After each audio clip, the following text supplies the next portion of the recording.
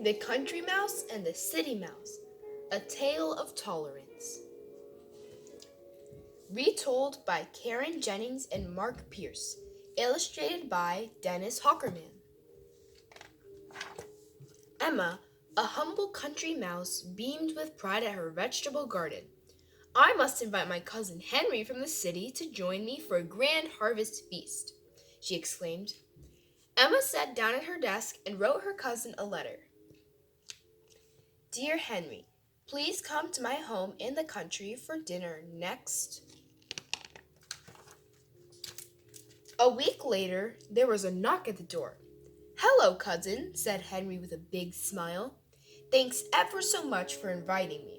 It's nice to be away from all the hubbub of the city. You must be hungry after your journey, Emma said.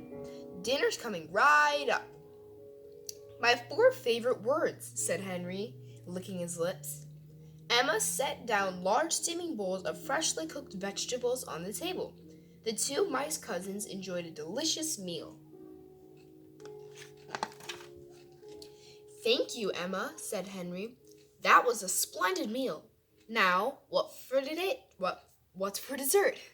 Dessert? Oh no, Emma exclaimed. I meant to pick a big basket of fresh berries, but then I started cooking and forgot all about the dessert. Emma looked around her kitchen and frantically for something to serve. Why don't I run to the corner store and get us something sweet? Henry asked. The what? Emma gazed at him curiously. The corner store. Don't tell me you don't have a corner store. No, cousin, Emma giggled. Here in the country, we grow all of our food. I couldn't do that. The only thing I would grow is hungry, said Henry. I should have brought something from the city, said Henry. We have the most wonderful desserts you've ever tasted. Henry jumped up. I know. Why don't you come with me into the city for dessert? Really? Emma asked. Really, Henry replied. When the 2 travelers reached the city, Emma looked around at all the amazing sights. The buildings were so tall they blocked the sky from view. Cars and trucks raced about, blaring their horns. People were in a terrific rush. What a busy place the city is, Emma remarked. Yeah, isn't it great? Henry said. Hang on, we'll be at my townhouse soon. This is my home, cousin, Henry said. Oh, Henry, it's glorious, Emma said, looking at his stately building. And that is where we'll get our dessert, Henry said. It's called Sweet Treats. No one's in there now because it is so late. Let's go. Emma and Henry scurried under the front door of Sweet Treats and ran to the kitchen. Dessert, Henry said, pointing to the cart that towered over them. They ran up the tablecloth and onto the dessert cart. The cart was filled with the most colorful, fancy foods Emma had ever seen.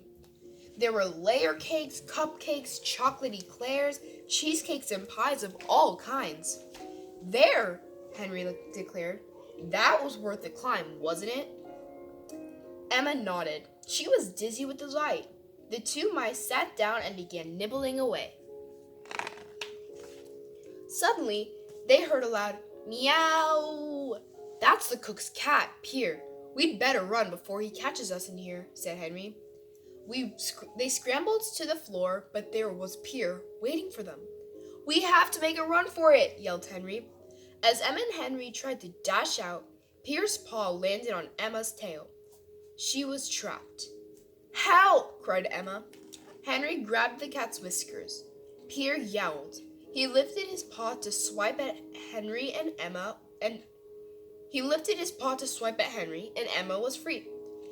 Henry let go of Pierre's whiskers, and the 2 mice slid under the back door into the yard.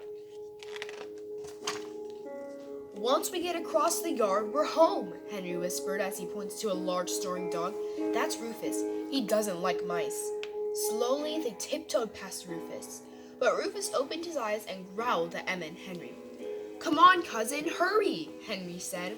The 2 mice dashed to the house as Rufus bounded after them. Safe inside, Henry smiled and said, So, wasn't that the most heavenly dessert you ever tasted? Yes, cousin, but was it worth all that danger? Emma replied.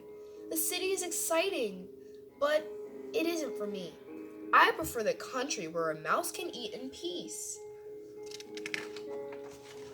I understand, Henry said. The city is not for everyone, but I love it.